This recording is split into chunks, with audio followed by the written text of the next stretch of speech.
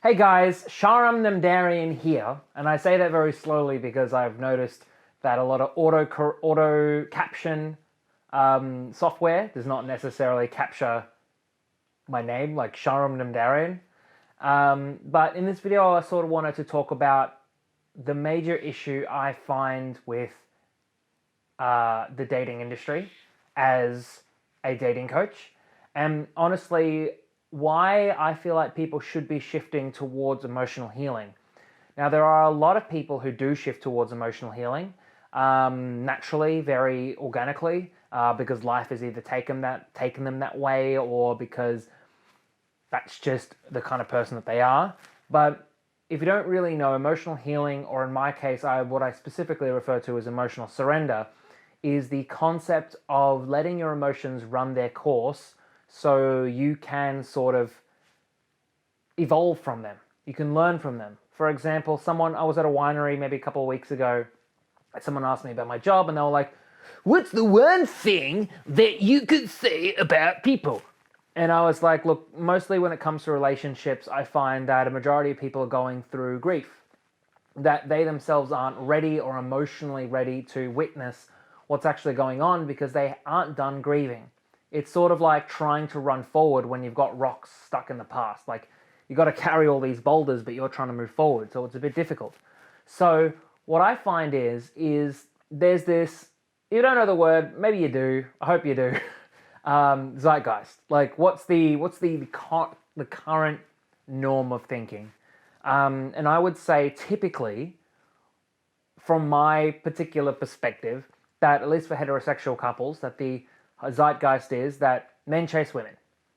Men are the ones who take action, and men are the ones who do the thing, and women are the ones who have to capture the man.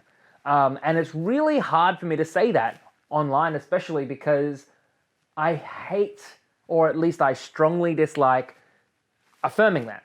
I strongly dislike sharing that concept online, but that's generally what I find online, what happens. You look at women's dating stuff. I was both a men's and women's dating coach separately for a period of 2 to 3 years, separately. So men's, how to get the girl, how to get her more attracted to you, how to start a conversation, what are some openers, what are some things you can say. Women, how to get him to like you, how to make him stay, why did he leave? So you'll notice there's an energy, there's the men pushing energy, I gotta get there. Women, receiving energy, I've got to take. And what I find really interesting about that is, look, there is some nicety to that. It does play into the concept of the masculine versus the feminine. And if you don't know what that is, it's generally, they're two different energies. Masculine does not always mean male. Feminine does not always mean female.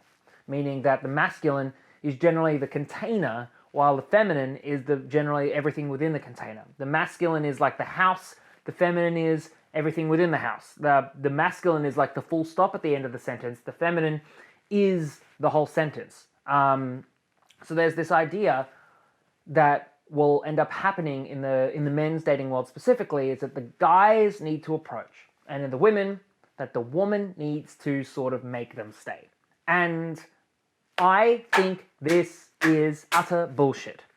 I think this is utter, complete bullshit. Because what ends up happening with enough stuff like this online, and I've done stuff like this online myself, and to be honest, it helps some people, so I leave it up there, is more people might end up believing this bullshit.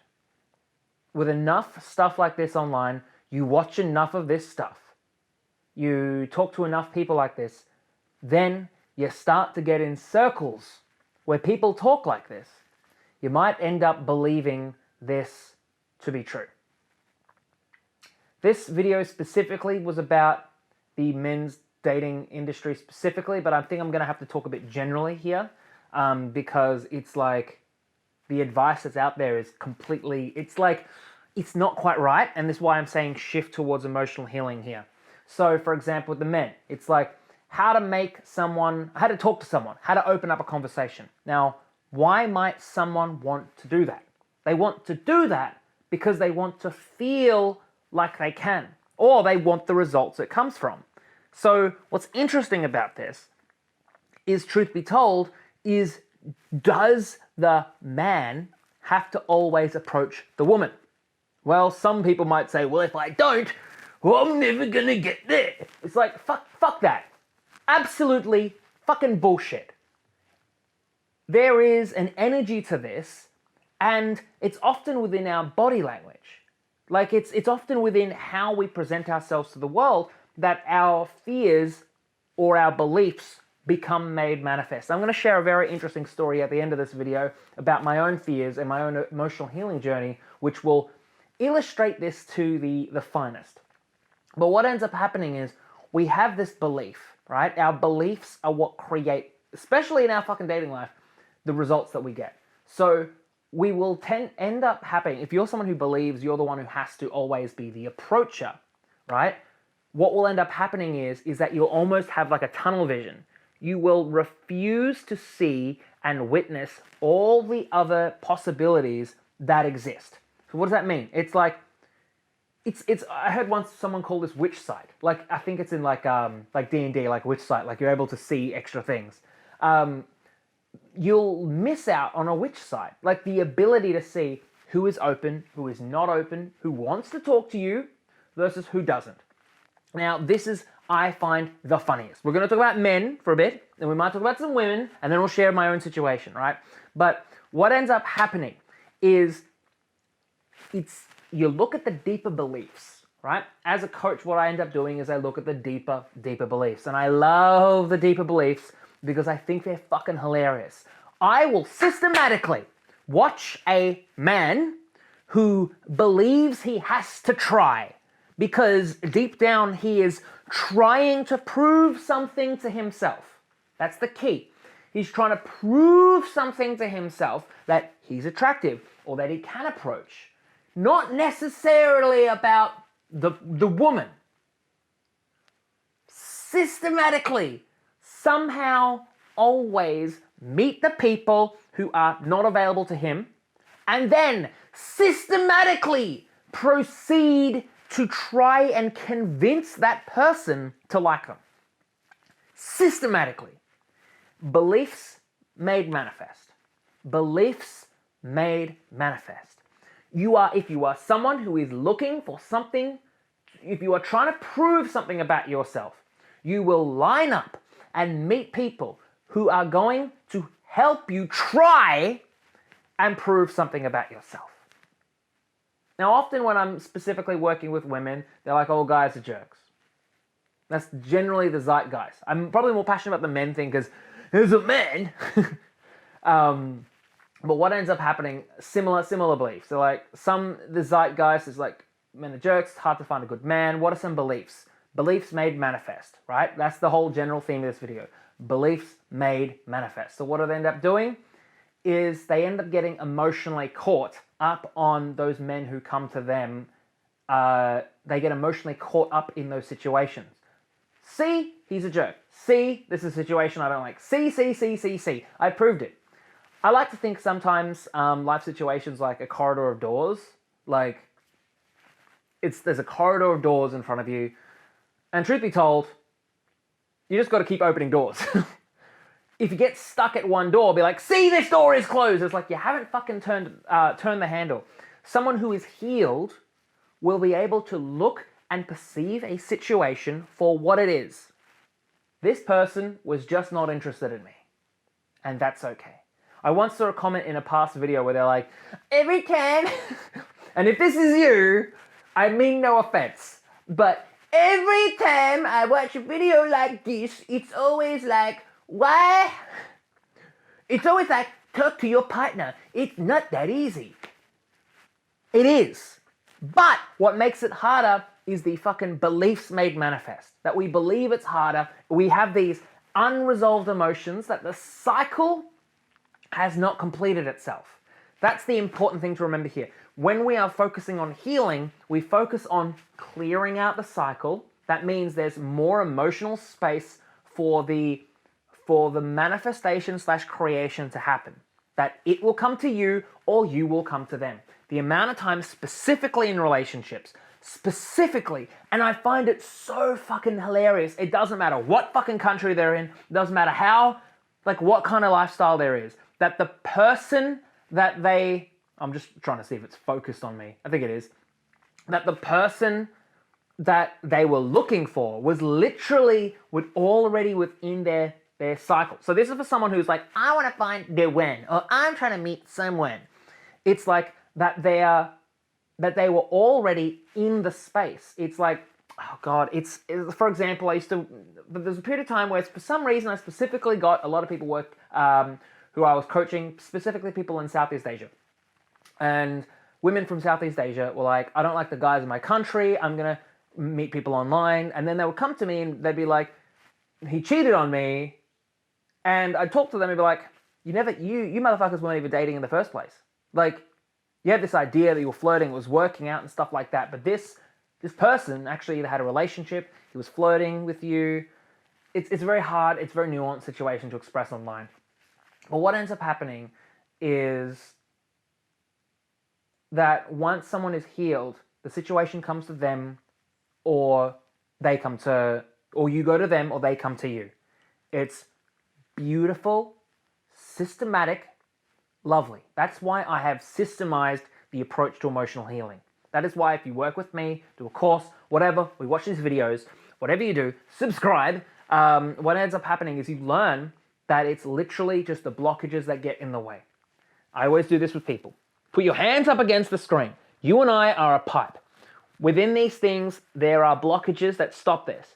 Stop the energy from flowing. Stop the energy from flowing. So for example, it might be that, you're like, I want this person in my life. I want this thing to happen. It's like, what are the beliefs you have about it? It's hard. It takes time. I don't want to work hard about it. These things. It's like you can have it in the way that you want to, but what ends up happening is we do have these blockages, so it blocks the flow, and the flow can go both ways. Now I'm going to share you a story about my own beliefs made manifest and how I used emotional surrender as a method to get over it. So in my life, hello, my name is Sharam Namdarian, and I used to try really hard to be social.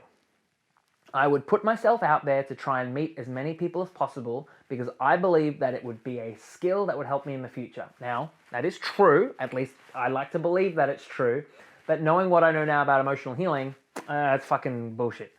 So what I'd do, I'd go out, I'd force myself to say hello, I'd had all of these inner approaches in order to help me avoid my anxiety.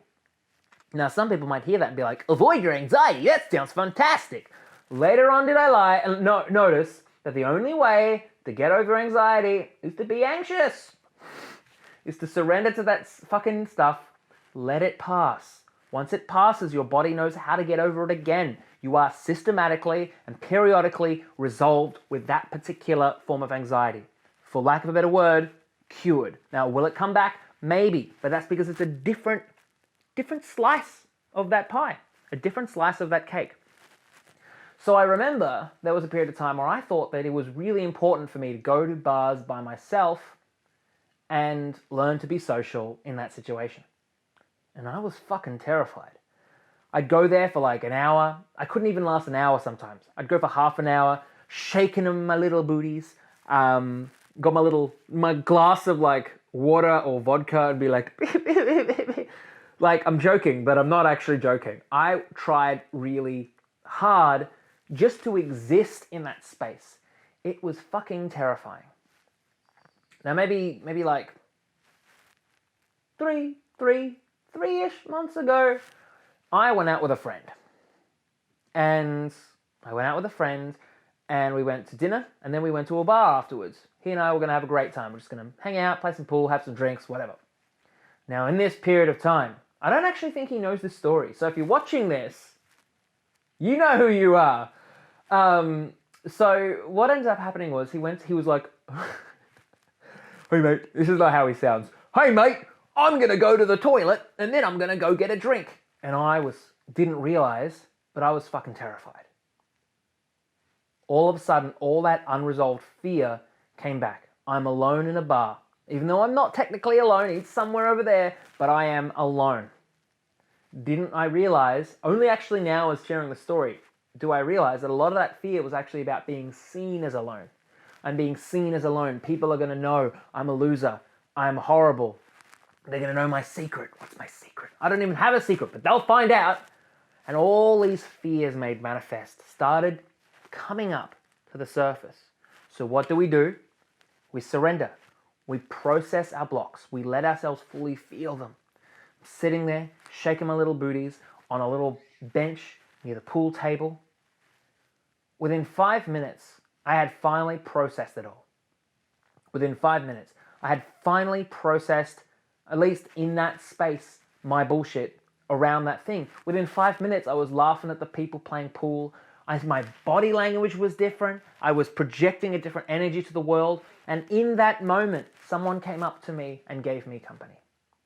Now I'm in a relationship, was not interested in anything more, but a woman came up to me. And I can think, Jesus fucking Christ, these people that I work with or I see online are always like, I've got to do the action. It's like, no, make space for it and it shall come. Make space for it and it shall come. Or make space for it and you shall go. You shall do the action. Now, in a spiritual sense, in that situation, what ended up happening? I made space for it. I literally had the emotional space to receive someone new in my life or to receive a small conversation. In the physical realm, my emotional cycle had completed itself and I was sitting differently. I was open to the world. I was not closed. What does someone who's terrified looks like? Oh, I'm terrified. What does someone who's happy looks like? Ah, I'm happy. Those are joke versions of what it is, but you get the idea. At the end of the day, when we shift our perspective to emotional healing towards a lot of things, we stop willpowering our way through and we start to realize that maybe the things that we wanted were just little ego strokes. That we wanted these things because we're actually feeling bad about who we are as a person. That someone, when we were growing up, stopped us from being who the fuck we were meant to be. And so we started to believe we had to be someone else. Someone else that we thought we had to be, rather than in our motherfucking hearts. Same thing with relationships, same thing with careers. This stuff that I've been talking about on this channel is going to be everything. Same thing with a lot of other parts of our lives. That we try so fucking hard because we believe deep down that we aren't enough. Heal that aren't enoughness. That's been on a journey, my own healing journey recently, to be honest. Healing that aren't enoughness. Letting that cycle resolve and to realize that I got that from so-and-so. I got that from television. I got that from the schooling system. I got that from fucking generations ago. And to realize and to process that the feeling of not enough is just unresolved bullshit. And once that cycle has completed itself, once you have surrendered to that feeling of I am not enough, and you do not try and change it, you do not try and modify it, you let yourself be not enough. And it concludes, you'll just discover how enough you are already. Even to the point that I think doing these videos, I want to make a career as a dating coach and as an emotional healer. It's like, I believe deep down I don't need to do these videos.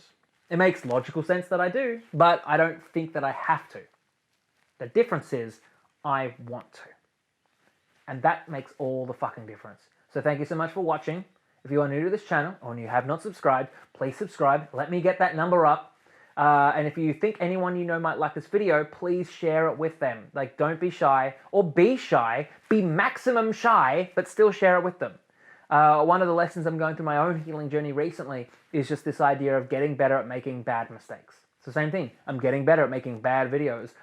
One of the reasons why I stopped all of this time was actually because I really had all of these blockages in my pipe towards making videos. So it's like, people aren't watching them, I'm not getting enough views, this and that, blah, blah, blah. I get 10 views, I'm like, wah, I'm not making enough money, wah. Now I'm like, I got 10 views, yeah, didn't make any money, woo! I'm now ready to receive. And so that's where we want to be. We want to be ready to receive, and healing. Life will do it for you. there are stories, countless stories. I always look for the healing moment where it's like, where, life's not working for me. Then I had a really bad time and life ended up working for me. It's like over and over again. What we do here is a systemized and efficient approach to doing them, which I resolved through working with, like, I don't know, a lot of people, and also through curing my own depression and anxiety and all of this stuff through the same exact process. So thank you so much. I'll talk to you soon. Mwah.